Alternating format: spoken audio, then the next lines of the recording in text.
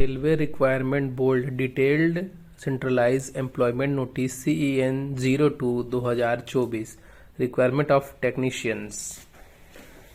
Video में अंत तक बने रहिएगा दोस्तों। मेरा नाम है शुभम यादव और आप देख रहे हैं शिक्षा संकल्प बाय शुभम। एक रेलवे रिक्वायरमेंट बोर्ड के द्वारा एक सेंट्रलाइज नोटिफिकेशन 02/2024 एक नोटिस जारी किए गए। ये नोटिस है हमारा technician grade 1 signal and various category of technician grade 3 के लिए वैकेंसी जारी किया गया रेलवे द्वारा।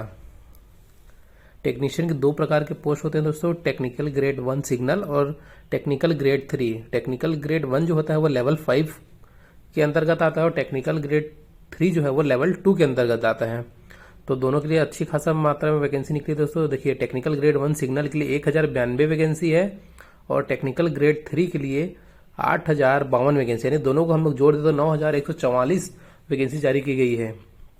ये टेक्निकल वालों के लिए, जैसे कि इसमें अलग अलग बहुत सारे पोस्ट मैं भी आगे नीचे दिखाऊंगा।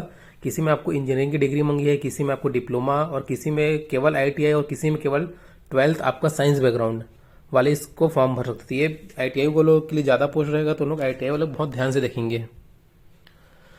देखिए दोस्तों, इसमें दिया हुआ है मेडिकल फिटनेस। मेडिकल फिटनेस आपको नीचे दिया हुआ है। इसमें एज जो है क्राइटेरिया आपका 18 से 36 साल के अंतर्गत होनी चाहिए, है ना। और अलग अलग कैटेगरी के लिए कुछ छूट दी हुई है, ठीक है। और ये नहीं, 18-36 जो है वो टेक्निकल ग्रेड 1 सिग्नल के लिए है और 18 से 33 साल जो है वो टेक्निकल ग्रेड 3 पोस्ट के लिए है तथा अलग अलग पोस्ट के लिए इसमें category wise ST SC OBC को छूट दी गई हुई है। ये नोटिफिकेशन में आप नीचे देख सकते हैं।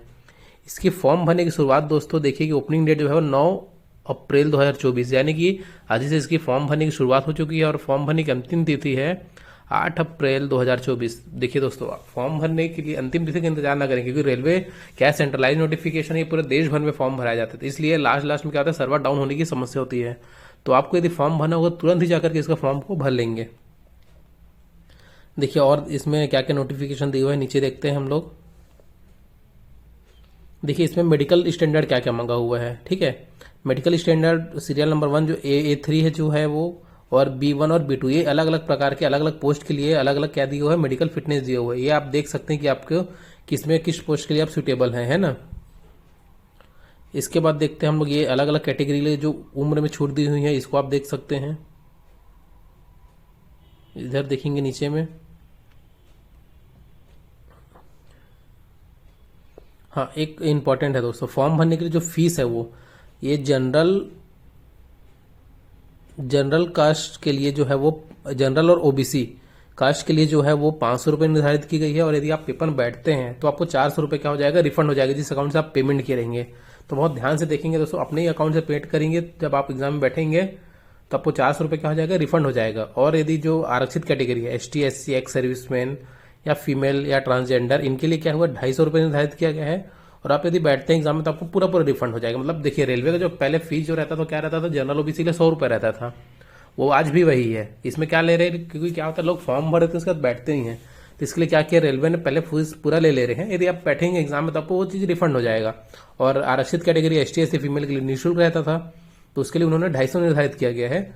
और यदि आप पेपर में बैठते हैं तो आपको 250 रुपये क्या हो जाएगा, वो रिफंड हो जाएगा, ठीक है। उसके बाद देखिए दोस्तों, नीचे में हम लोग आते हैं सीधा अब क्वालिफिकेशन में आते हैं। ये आप पूरा नोटिफिकेशन देखिए, सिलेक्शन प्रोसेस देखते हैं क्या क्या होगा इसमें। सबसे पहले CBT होगा, कंप्यूटर बेस्ड टेस्ट होगा। उसके बाद DV, यदि आप कंप्यूटर बेस्ड क्वालिफाई कर जाते हैं, उस कट ऑफ के अंदर आ जाते हैं, तो आपको फिर डॉक्यूमेंट वेरिफिकेशन के लिए बुलाया जाएगा। आप जो जो दस्तावेज उसमें लगाए हैं उसका वेरिफिकेशन किया जाएगा। और उसके बाद फिर उसका आपका क्या हो जाएगा, मेडिकल एग्जामिनेशन होगा। और उसके बाद आपको यदि सब सही रहा तो आपको ज्वाइनिंग दे दी जाएगी। देखते हैं CBT में क्या होगा। CBT का जो है वो 100 क्वेश्चन आएंगे और उसका क्या है 90 मिनट, मतलब आपको 90 मिनट यानी 1.5 घंटे में आपको 100 क्वेश्चन क्या करना रहेगा, हल करना रहेगा। इसमें 1/3 निगेटिव मार्किंग भी रहेगा, तो बहुत ध्यान से करेंगे दोस्तों। निगेटिव मार्किंग है तो इसमें हमको तुक्का भी नहीं लगाना है ना। ये इसका पूरा सिलेबस दिया हुआ क्या क्या आएगा हम लोग का CBT में। जनरल अवेयरनेस आएगा, जनरल इंटेलिजेंस एंड रीजनिंग आएगा, basic of computer and applications आएंगे, मैथमेटिक्स आएगा और बेसिक साइंस एंड इंजीनियरिंग आएगा। ये इसका क्या है, सिलेबस दिया हुआ है। ये कितने कितने मार्क्स का आने ये भी दिया हुआ है कि जनरल अवेयरनेस जो है वो 10 नंबर का आने वाला है, क्योंकि एक क्वेश्चन 1 नंबर का, तो जनरली 10 क्वेश्चन है तो 10 नंबर का रहेगा। उसी के प्रकार जनरल इंटेलिजेंस एंड रीजनिंग जो है 15 नंबर का आना है और वो 15 क्वेश्चन रहेंगे, उसके 15 मार्क्स मिलेंगे। बेसिक कंप्यूटर ऑफ एप्लीकेशन जो है 20 क्वेश्चन आएगा और उसके मार्क्स कितने हैं 20 नंबर। मैथमेटिक्स आएगा 20 नंबर का, उसके भी मार्क्स कितने हैं 20 नंबर। और बेसिक साइंस एंड इंजीनियरिंग जो है 35 क्वेश्चन आने हैं और उसके भी मार्क्स कितने निर्धारित किए गए हैं 32। सबको यदि जोड़ देते हैं कितना होता है 100 क्वेश्चन और फुल मार्क्स कितना है 100 मार्क्स। ठीक है दोस्तों, अब देखिए ये जो सिलेबस था वो किसके लिए था, टेक्नीशियन ग्रेड 1 सिग्नल के लिए। अब देखते हैं technician grade 2 sorry technician grade 3 के लिए। इसमें भी क्या होना है 100 क्वेश्चन आना है और इसमें भी क्या दिया है 90 मिनट टाइम मिलेगा आपको और इसमें नेगेटिव मार्किंग जो है 1/3 रहेगा, है ना दोस्तों। तो इसमें देखते हैं सिलेबस क्या क्या दिया हुआ है। इसमें आएगा मैथमेटिक्स आएगा, जनरल इंटेलिजेंस एंड रीजनिंग आएगा, जनरल साइंस और जनरल अवेयरनेस जिसको हम लोग जीए बोलते हैं। तो इसका क्वेश्चन डिस्ट्रीब्यूशन देख लेते हैं दोस्तों, कितना कितना क्वेश्चन आने वाला है। मैथमेटिक्स जो है वो 25 क्वेश्चन आने वाला है, 25 मिनट मिलेगा, सॉरी 25 मार्क्स के होंगे। जनरल इंटेलिजेंस जो रीजनिंग जो है वो उसके भी 25 क्वेश्चन आएंगे और उसके भी मार्क्स कितने हैं 25 है। जनरल साइंस जो है 40 मार्क्स का आने वाला है, उसका मार्क्स भी क्वेश्चन जो है 40 मार्क्स का आने वाला है और जो मार्क्स मिलेगा उसको 40 मिलेगा। और जनरल अवेयरनेस 10 क्वेश्चन आने वाला है, उसके मार्क्स कितने हैं 10। यानी कि देखिए दोस्तों सबसे ज्यादा वेटेज किसका दिया हुआ है जनरल साइंस, यानी कि जो 10वीं में हम लोग जो साइंस पढ़े हैं 9वीं 10वीं का वही इसमें पूछा जाता है। यदि आप ये क्वालिफाई कर जाते हैं फिर आपको डीवी के लिए बुलाया जाएगा। ठीक है दोस्तों, इसके बाद आपको फॉर्म कैसे भरना हुआ है, ये हाउ टू अप्लाई पूरा सेक्शन में दिया हुआ, कैसे कैसे आप फॉर्म भर सकते हैं। अलग अलग आरआरबी के लिए अलग अलग वैकेंसी चॉइस कर सकते हैं ना, तो आप केवल एक ही आरआरबी में फॉर्म भर सकते हैं। यदि आपको फॉर्म भरने में दिक्कत आती है कैसे फॉर्म भरना है तो दोस्तों मेरे को कमेंट करके बताएंगे, मैं उसको एक प्रोसेस बता दूंगा कि कैसे कैसे फॉर्म भरना है, उसके लिए एक सेपरेट वीडियो बना दूंगा, है ना दोस्तों। चलिए हम डायरेक्ट सीधा नीचे आते हैं और हम लोग सीधा हम लोग इसके क्वालिफिकेशन देखते हैं क्या क्या दिया हुआ है। ठीक है, सबसे पहले देखते हैं टेक्निशियल ग्रेड 1 सिग्नल। ठीक है, ये इसमें क्या चाहिए हमको B1 कैटेगरी का क्या चाहिए मेडिकल स्टैंडर्ड चाहिए, है ना। और इसका सबसे पहले हम लोग क्वालिफिकेशन देखते हैं क्वालिफिकेशन में क्या हुआ है। अब bachelor of science in physics. ठीक है, हम लोग को बैचलर क्या चाहिए फिजिक्स में या इलेक्ट्रॉनिक्स में या कंप्यूटर साइंस में या इंफॉर्मेशन टेक्नोलॉजी या इंस्ट्रूमेंटेशन फ्रॉम रिकॉग्नाइज यूनिवर्सिटी या इंस्टीट्यूट। हम लोग को किसी भी जो दिया हुआ है सब्जेक्ट में, ये जो 4-5 सब्जेक्ट दिए उसमें हम लोग को क्या चाहिए बैचलर डिग्री यानी कि बीएससी की डिग्री चाहिए। ठीक है, या फिर क्या दिया है देखो दोस्तों, देखो और लिखा हुआ है BSc in a combination of any sub stream of basic stream of physics electronics computer science information technology instrumentation from recognise university दिए हुए। मतलब आपको ये जो 4-5 सब्जेक्ट दिए हुए इसमें आपको बैचलर डिग्री चाहिए।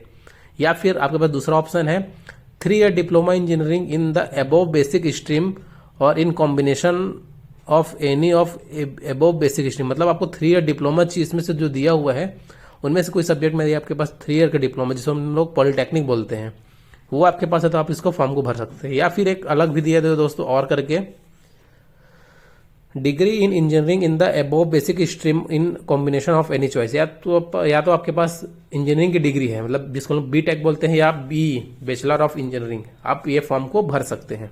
इसमें मतलब 12th वाले और केवल ITI वाले इस फॉर्म को नहीं भर पाएंगे। इसके लिए आपको क्या चाहिए या तो डिप्लोमा या तो इंजीनियरिंग या तो फिर आपको BSc चाहिए। किसके लिए टेक्नीशियल ग्रेड सिग्नल के लिए, है ना।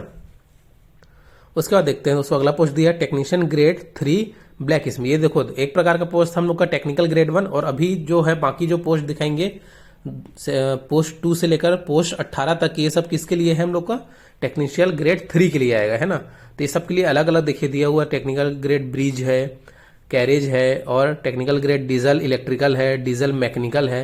ये टेक्निकल ग्रेड 3 ओनली इलेक्ट्रिकल है ना। ये अलग अलग टाइप के पोस्ट दिए हुए फिटर के लिए है ना, वेल्डर के लिए है, टर्नर के लिए, सब अलग अलग इसके क्वालिफिकेशन दिए। इसको मैं दिखाता हूँ दोस्तों। इसी एक का देखते हैं हम लोग जैसे देखते हैं टेक्निकल ग्रेड 3 इलेक्ट्रिकल का। इसमें दिया है देखो दोस्तों मैट्रिकुलेशन SSLC प्लस, यानी कि आपको क्या होना चाहिए 10वीं पास होना चाहिए। मैट्रिकुलेशन को हम लोग को क्या बोलते हैं 10th। SSLC मतलब सीनियर सेकेंडरी लेवल। ITI या तो आपके पास ITI होना चाहिए किसमें इलेक्ट्रिशियन में, वायर में या मैकेनिक में। ठीक है, या फिर आपके पास matriculation course completed and apprentice, या तो आपके पास 10th के बाद आपके पास ITI होना चाहिए या तो फिर आपके पास 10th के बाद ITI होना चाहिए या फिर 10th के बाद आपके पास अप्रेंटिस होना चाहिए। तो आप इस प्रकार के फॉर्म को क्या कर सकते हैं भर सकते हैं। इसके लिए मेडिकल स्टैंडर्ड के चाहिए हम लोग को B1 कैटेगरी का ये मेडिकल स्टैंडर्ड है। तो ये आप देख सकते हैं दोस्तों, यदि आपके पास ITI है और केवल 12th या 10th है तो भी आप इस प्रकार के इसके फॉर्म को टेक्नीशियन जो निकला है रेलवे का इस फॉर्म को आप भर सकते हैं। इसको बहुत ध्यान से देखेंगे दोस्तों। पूरा ये नोटिफिकेशन जो है मैं अपने टेलीग्राम चैनल पे। मैं टेलीग्राम का लिंक दे दूंगा, ये पूरा पोस्ट दिया हुआ है किस आरआरबी में कितना पोस्ट है, ये पूरा डिटेल आप क्या कर सकते हो उसमें जा करके देख सकते हैं। तो इसमें आप लोग जो डिस्क्रिप्शन में आपको क्या मिल जाएगा, टेलीग्राम का लिंक मिल जाएगा, आप लोग चैनल को ज्वाइन कर लेंगे और उसमें आप टेलीग्राम ग्रुप को ज्वाइन करके इसमें हिंदी और इंग्लिश मैं दोनों नोटिफिकेशन को डाल दूंगा। आप वहाँ से ये अलग अलग जो कैटेगरी है उनके लिए क्या दिया हुआ है, सर्टिफिकेट दिया हुआ है। जैसे एसटी के लिए, ओबीसी के लिए, एससी के लिए सब क्या दिया हुआ है, उनका कास्ट सर्टिफिकेट दिया हुआ है। आप वहाँ से इसको क्या कर लेंगे, डाउनलोड कर लेंगे। ये पूरा देख सकते हैं दोस्तों, पूरा 43 पेज का पूरा इसका नोटिफिकेशन जारी हुआ है। आप इसको मेरे टेलीग्राम से ज्वाइन, जो ग्रुप को ज्वाइन करके इस नोटिफिकेशन को आप प्राप्त कर सकते हैं। और चैनल कैसा लगा दोस्तों, चैनल को सब्सक्राइब कर लेंगे और बेल आइकन को प्रेस कर देंगे ताकि आपको नोटिफिकेशन क्या करे, तुरंत मिल जाए। और यदि आपको अच्छा लगा हो तो दोस्तों को इसको शेयर कर सकते हैं और लाइक करके कमेंट करके बताएंगे कि वीडियो कैसा लगा आप लोग, है ना। बस वीडियो यहीं तक दोस्तों, धन्यवाद। आपका दिन शुभ हो।